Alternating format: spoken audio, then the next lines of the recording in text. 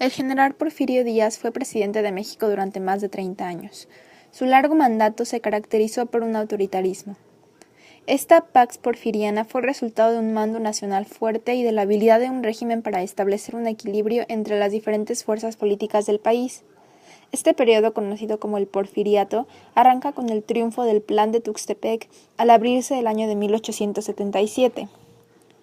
Para afianzar el mando nacional, fue necesario incorporar al aparato político a representantes de facciones desplazadas, como eran los juaristas, lerdistas e iglesistas, dar cabida a los militares excluidos por la política civilista de Benito Juárez y Sebastián Lerdo de Tejada, así como también respetar a las fuerzas regionales, celosas de su autonomía, y suavizar la aplicación de las leyes de reforma para tranquilizar a la Iglesia. Porfirio Díaz llegó al gobierno con la bandera del antirreeleccionismo y con el proyecto de consolidar un orden político fundado en la Constitución de 1857. La primera reelección de Porfirio Díaz había sido posible solo después de la administración de Manuel González.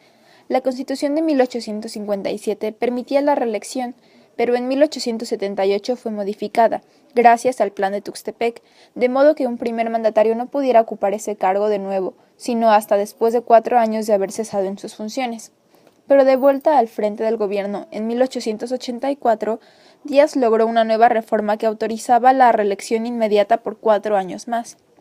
En 1888 asumió la primera magistratura por un segundo periodo consecutivo y antes de concluir su gestión, en cuestión de otros 2 años, logró borrar de la Constitución todo límite a la reelección.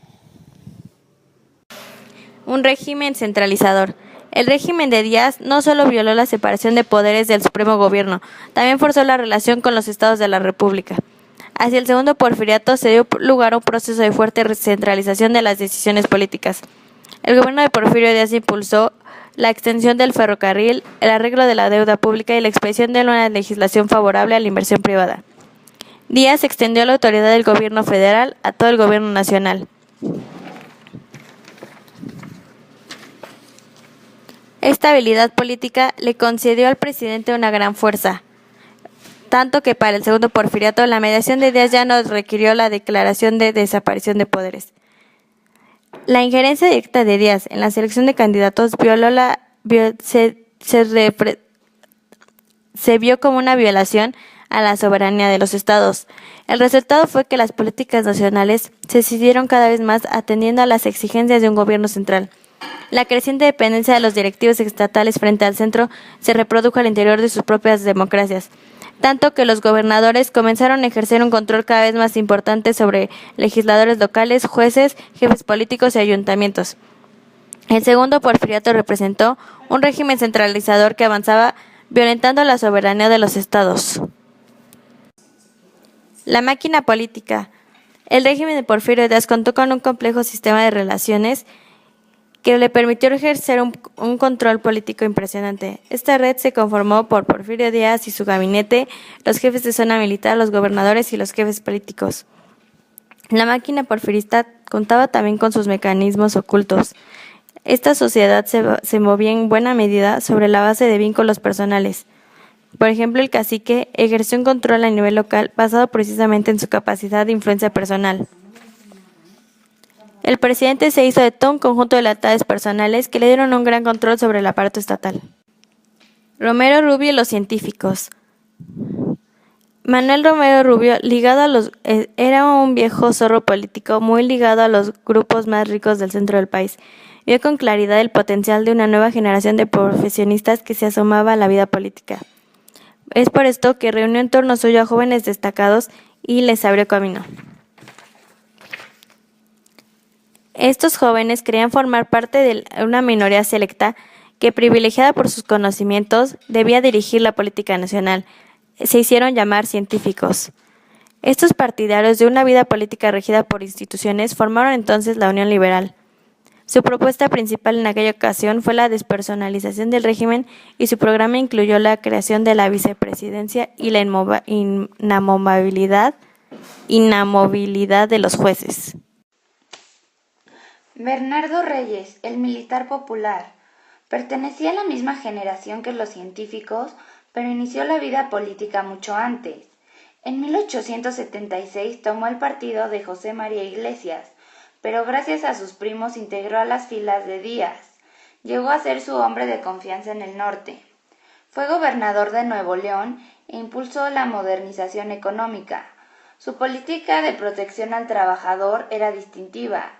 También lo distinguía su inclinación por el capital nacional como el mejor camino para el desarrollo de la economía. Pensaba en el ejército como una institución privilegiada. Tenía aprecio por la democracia. Se unió al gabinete de Díaz en 1900. Creó la segunda reserva del ejército con cuerpos de civiles, pero la magnitud que alcanzó aterrorizó a sus rivales y al propio Díaz. Por lo tanto, se disolvió y Reyes fue enviado a Nuevo León otra vez. Baranda de Esa. Había intereses regionales que no sentían identificados ni con Reyes ni con los científicos. Dehesa pertenecía a la misma generación que Reyes y que los científicos, pero no tenía una carrera militar ni estudios profesionales. Fue gobernador de Veracruz hasta 1911. Su grupo no alcanzó ni a formular una propuesta organizativa. Díaz pretendía que Limantur ocupara la presidencia. Baranda se opuso. Durante los primeros años, el gobierno de Porfirio practicó una política de conciliación, pero no todos estaban de acuerdo con los nuevos arreglos. Se mantuvieron en su contra liberales que apoyaban los principios constitucionales. Los católicos intransigentes aseguraban no aceptar al clero secular. Surgieron algunos grupos que estuvieron inconformes. El descontento popular. Los sectores más desprotegidos de la sociedad dieron sus propias batallas. La resistencia popular a los embates del régimen adquirió la forma de huelgas, toma de cadías, resistencia al pago de impuestos, entre otros. Estos movimientos se volvían en contra de un gobierno autoritario y centralista. Entre 1891 y 1893 estallaron rebeliones que llamaron la atención nacional. Algunas de ellas estuvieron dirigidas por familias de notables que se resistían a perder el poder político en sus localidades. Las comunidades indígenas de algunas zonas del país sintieron con particular crudeza las políticas porfiristas y se opusieron a ellas con gran tenacidad. Los casos más significativos fueron los mayas en Yucatán y los yaquis en Sonora. Los movimientos de resistencia popular, con especial fuerza los del campo mexicano, dejaron claro su malestar con el régimen. La censura. La prensa mexicana tenía una fuerte tradición de lucha política. El gobierno de Díaz procuró mantenerla cerca y controlada, compró su favor con subsidios y frente a posturas muy críticas recurrió al garrote. Aún en los momentos de mayor fuerza de Díaz, el periodismo supo dar a la luz su crítica. Los instrumentos de la represión. Para las acciones represivas, el régimen contó con la policía urbana y rural, así como un ejército profesional. En principio, las autoridades municipales y los jefes políticos eran los responsables de guardar el orden en sus demarcaciones, pero con el avance de la centralización política, las fuerzas de seguridad dependientes de los estados y de la federación fueron interviniendo cada vez más en las tareas de conservación del orden público a nivel local. En la capital de la República se constituyó una Inspección General de la Policía, que dependía directamente del gobernador del Distrito Federal. En el campo y poblaciones medias, las autoridades contaban con el apoyo de los rurales. La policía rural llegó a ser muy temida durante el Porfiriato. Los grandes propietarios obtuvieron autorización para crear sus propias partidas de vigilantes armados. Estos cuerpos privados protegían los intereses particulares de comerciantes, industriales y hacendados. Cuando el sistema policíaco resultaba insuficiente para guardar el orden, intervenía el Ejército Federal. La administración de Díaz logró revalorar al ejército como la institución responsable de la seguridad nacional y afianzar su posición en las regiones a través de los jefes de zona militar. Sin embargo, el segundo porfiriato no continuó su esfuerzo. Entre las mayores limitaciones del ejército se contaba con su forma de reclutamiento, la leva. La censura de la prensa, la acción policíaca y la intervención del ejército se complementaban con un sistema de castigos, desde el confinamiento en cárceles hasta la imposición de penas al margen de la ley, tales como la deportación a los campos de trabajo forzado en el sureste del país o la aplicación de la ley fuga. El gobierno porfirista fue más represor durante sus primeros y sus últimos años.